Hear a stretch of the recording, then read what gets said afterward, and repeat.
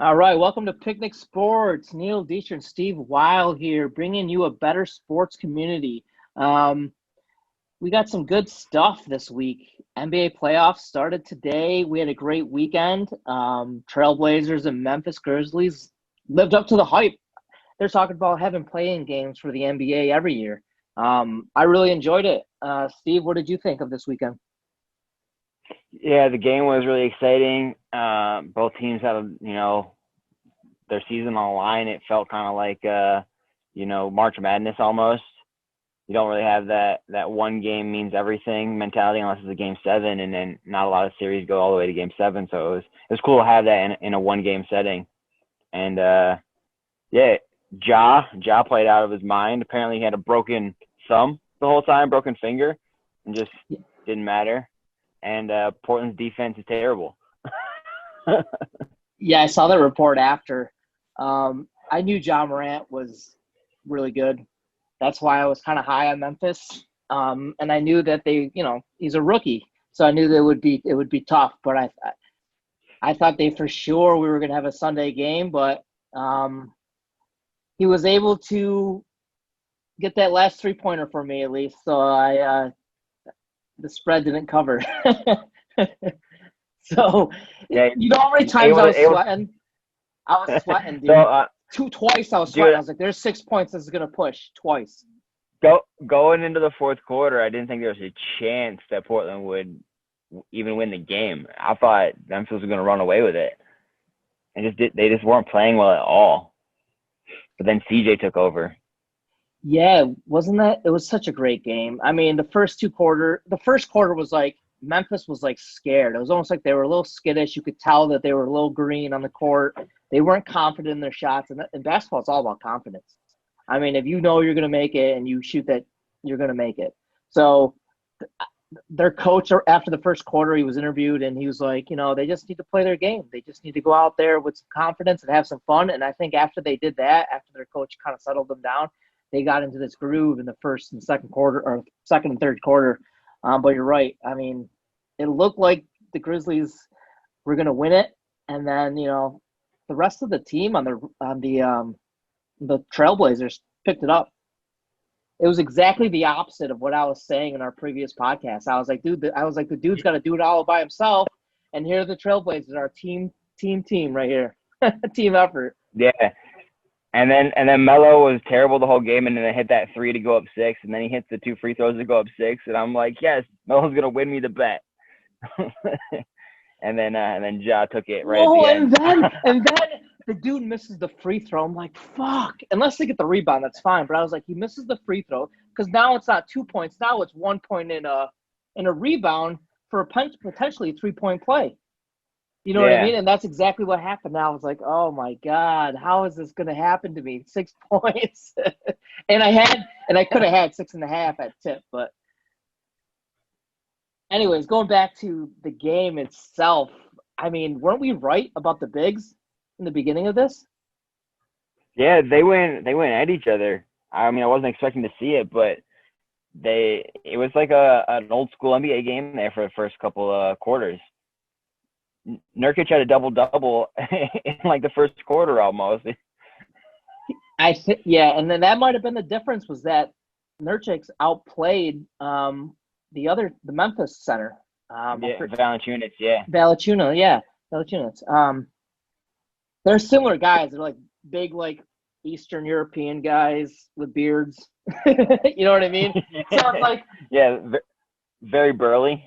yeah, and I saw that coming in. I was like, I bet you, you know, that's the difference maker is if they could score points in the paint. And but at the end of the game, it was McCollum clutch, and I mean John Morant was clutch too. But holy shit, CJ McCollum on a couple of those last hits, he's like they can't guard me. He can't guard me, and John Yeah, Morant was on him. yeah, yeah. He created a little bit of space, took a step back, and just hit tough shots. And man, it looked good from his hand the entire every time he shot. I'm like, that's money, money, money. Yep. So we learned a lot this Saturday for sure. Did you learn anything about? how you feel the Trailblazers will play tomorrow against the Lakers? Are you worried It's that gonna they're be. tired? Are you worried that they're not as good as you I'm thought they were because they struggled against the rookie in Memphis? No, they. I mean, they won't have any problem scoring. It's just that if they can't play defense against uh, a green, bunch of like I think what Memphis has the youngest roster on in the entire NBA, and if you can't prevent them from scoring enough points to push you to the edge, like I don't know, can you stop LeBron and Davis enough times? I don't know. We'll see. I mean, They're just gonna have. Nervous They're has just got gonna a have to tough outscore task them. against AD. Yeah, no, you're not wrong. It's And going to come then down to can they stop Davis, and is there anybody that can stop LeBron? I don't think there's who they going to cover him with. 36-year-old Melo. I don't like that defensive matchup at all. Gary Trent basically, Jr. Gary Trent Jr. couldn't even cover LeVert. LeBron will tear Gary Trent Jr. up. so So are you backstepping? no, I just think they're just going to have to outscore him. I think they have enough firepower to do that. We'll just see if they can like make any stops down the stretch. If they can make stops down the stretch, then they have a shot. But we won't know until we see it. Yeah, and I told you you would have an opportunity to win your money back. Um, I might wait till game two, just so because I don't know what's going to happen this game one.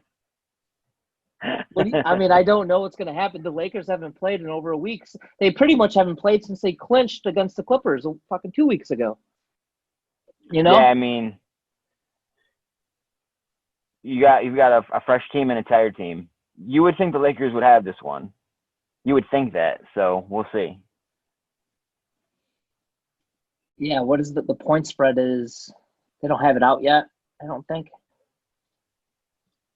Let me see it real quick.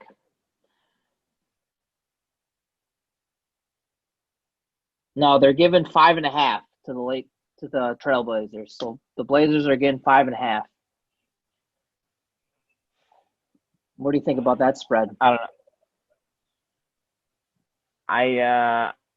I'm not confident. I'm not confident in picking the Trailblazers even with 5.5 points in game one. All right, so I'll let you call it. I'll let you call it. So if game two, it looks pretty. If game two comes along and they played a good game one, and you want to place a bet with me, let me know and we'll talk about it.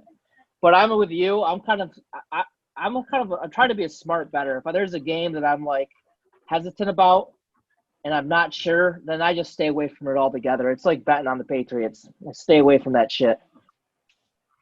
Yeah, I was looking at the games today and I placed all my like fake bets on the underdogs, and it looked like that was going to pay off in the first game, and then they went to overtime, and Utah fell apart in overtime, and Brooklyn's not even going to come close to +10. Yeah, we're both -2. We both lost our first two games today. Not looking good for our average, but we'll pick it back up. You got the 76ers, I got the Celtics, and I'm hoping my take of the Mavericks, squeaking by in the 7-game series pays off. I do think they lose tonight, but because of my long run bet, I want the Mavericks to win tonight. And then Magic Bucks tomorrow, Heat Pacers tomorrow, Thunder Rockets, and then Trailblazers and Lakers in the primetime game. Do you want to talk a little bit about the games before the primetime game? Yeah, we can touch on them a little bit. Milwaukee's got Orlando. Yep, Orlando That should tomorrow. They should handle that. That should be a short series. Milwaukee's just probably going to come out and dominate. No more than 5 games there. So they'll start that series win with a win tonight or tomorrow night. Houston OKC? That's going to be a tough matchup for Houston without Westbrook. Yeah. So, yep. Do you think that's a good storyline? Because of the whole they used to play for Thunder thing, and Chris Paul's there now, but Well, I wish Westbrook was playing. It would make for a better storyline. But with Westbrook hurt, it's just, and Chris Paul being in OKC, I don't know. OKC just might be too good without Westbrook. It's going to be a close it's gonna be a closer series than people think. I don't think Houston's gonna run away with that. Yeah, yeah, not with an injury like that, major injury. Remember my fucking horrible take of saying the Thunder was going to not be in the series? What the fuck was I thinking? Hottest take of all time. But Chris Paul, yeah, he's the man, and they got a lot of guys on their team that I don't really know much about, but apparently they play pretty well together. I think Harden is a player that could, you know, put the team on his back, though, is he not? I mean, he's a guy that can go out there and score 60 if he wanted to. Can we just talk about how Harden really looks like Uncle Drew? Dude, the dude's balding really bad. Really bad. It's a lot of pressure on these his, NBA players. his his hairline is receding all the way back, man. It's crazy. It's a weird look for the beard and then the balding look. I don't know. Well, you would have to shave the rest of it off on top, right? If you're gonna have that big beard, Well, yeah, you got to just shave it yeah, off. he's got to go. He's got to go all bald on top with the beard. I think that's the look. That's the look. Otherwise, he just looks like he's old and can't keep up. um, And then what's yeah, the third game? Heat Pacers, which is very interesting because both those teams are pretty good. Um, Yeah, they're so giving you got they're the giving the story. Pacers plus Oh, 4 though. you got the storyline. What T.J. Warren, bubble darling, out of nowhere, dominated the bubble for the Pacers. Can he keep it going, or was he just a flash in the pan? Right. I think the Heat's a really good team. I made the call like early on in the bubble that I think the Heat are the second best team in the East. And I really like that pick. They played really well. They can all shoot. Duncan Robinson has come out of nowhere. He's an assassin from three, and I really like what they're doing with him. And I'm excited to have Jimmy Butler back from being hurt, and so I like the Heat in this one. I like the Heat over the Pacers in the series too.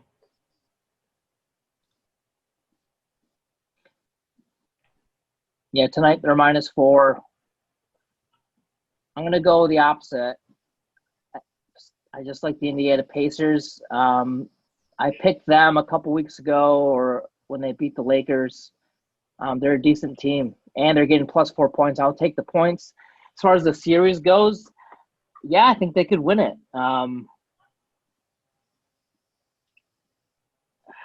It's tough because I think the Heat are good too. They play good defense.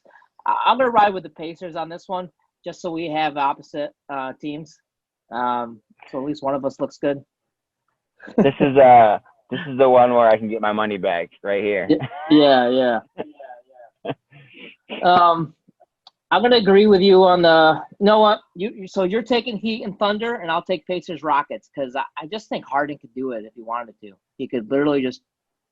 He's a superstar. I think he's up there with the top 5 players, and if he wants to will his team to win, he'll do it even without his counterpart.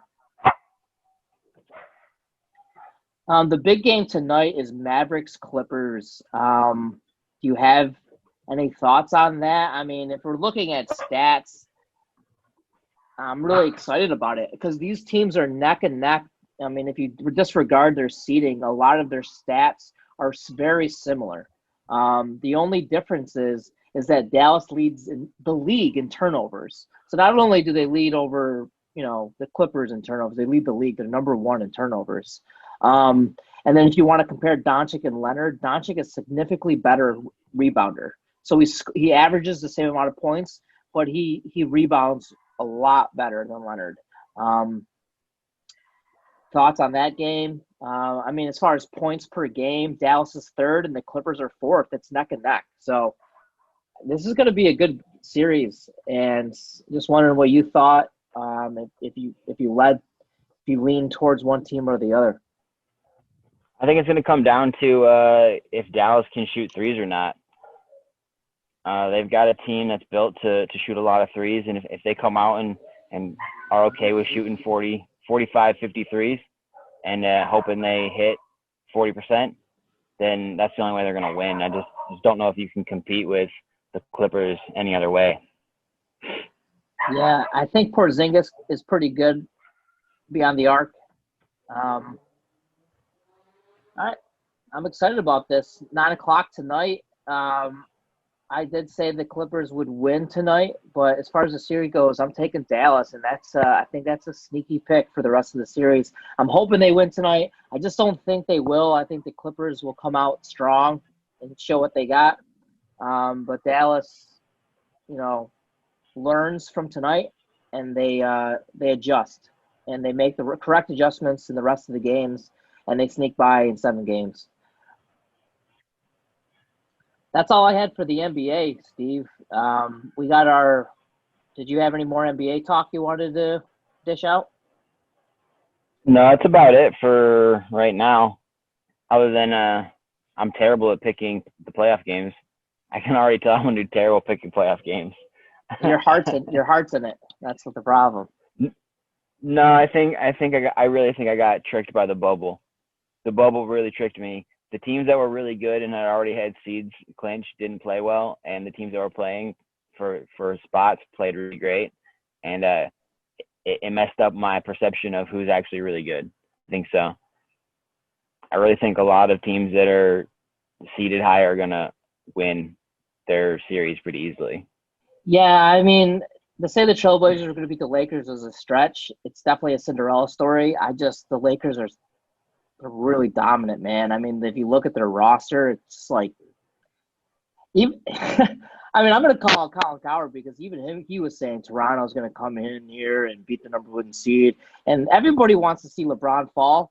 But dude, the team's good. I mean, it's tough to argue with AD and LeBron. It's tough to argue with just LeBron. Even if it was just LeBron, who's going to cover him?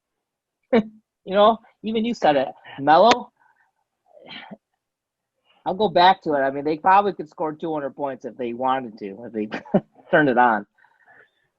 Um, and then the Clippers, it's crazy because I'm actually betting against them. I mean, that's Leonard and Paul George. I just think Dallas is good, and the fact that the Lakers have the number one seed, they get to play the play-in team, who's basically been playing for their life for 3 weeks. You know?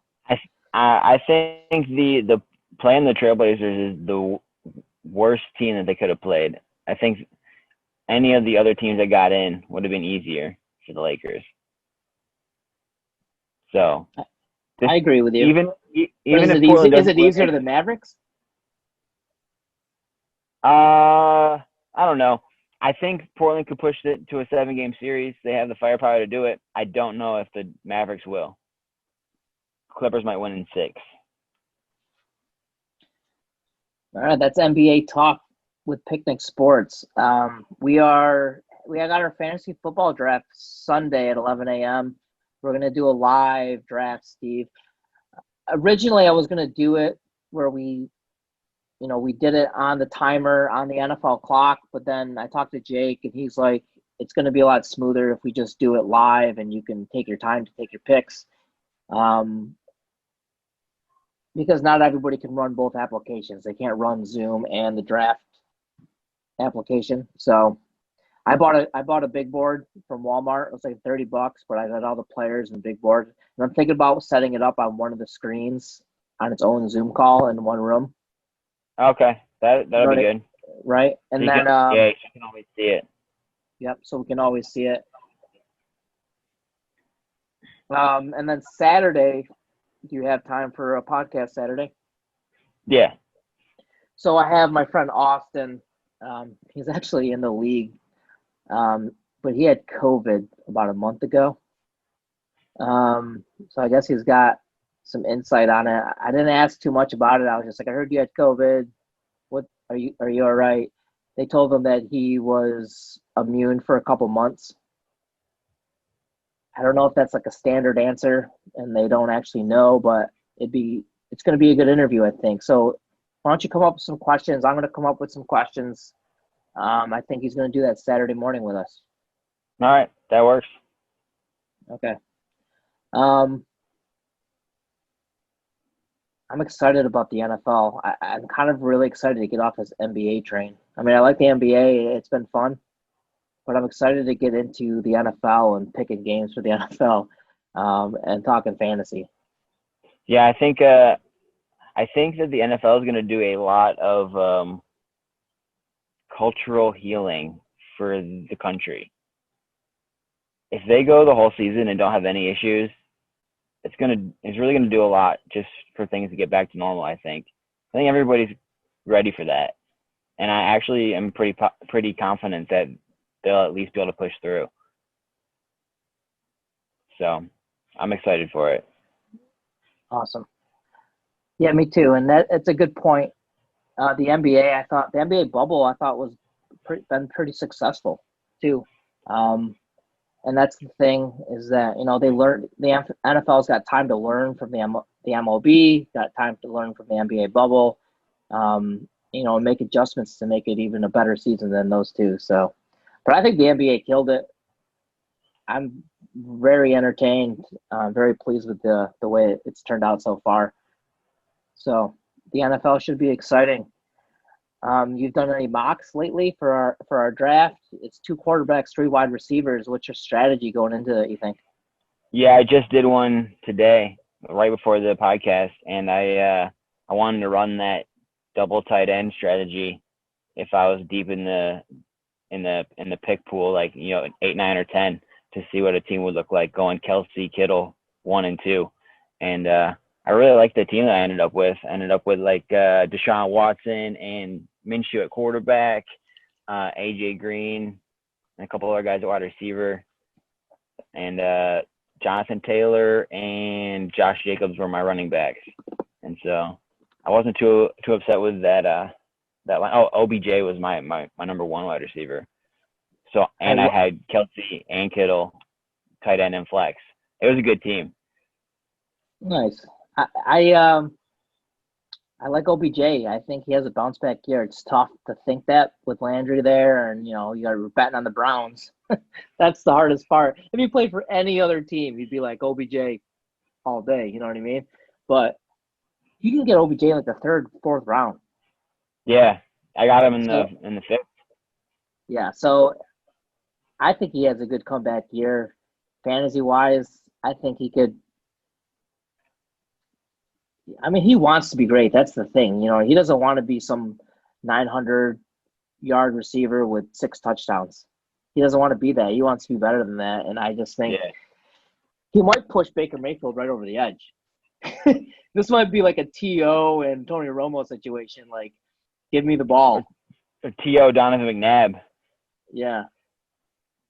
Which will be self-destructing for the Browns, but might be good for our fantasy teams. And then Nick Chubb's there. I just tend to stay away from the Browns altogether, but it's going to be fun. The kids that I got to join the league are like veterans, man. They're pretty good. They're already talking mad shit, so the Zoom call should be lots of fun. Good. I'm excited. I dabbled in a few new leagues last year. I played in like 6 or 7, and I always like to add a new league to the pool of leagues that I'm playing in. All right on. We're about at 28 minutes.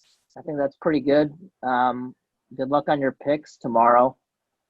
If you, after Tuesday's game, you want to get on the phone and chat and see what we think about Game 2, Lakers, Trailblazers, let me know. All right, man. I will. All right. That's Picnic Sports, Monday special edition, connecting you to a better sports community.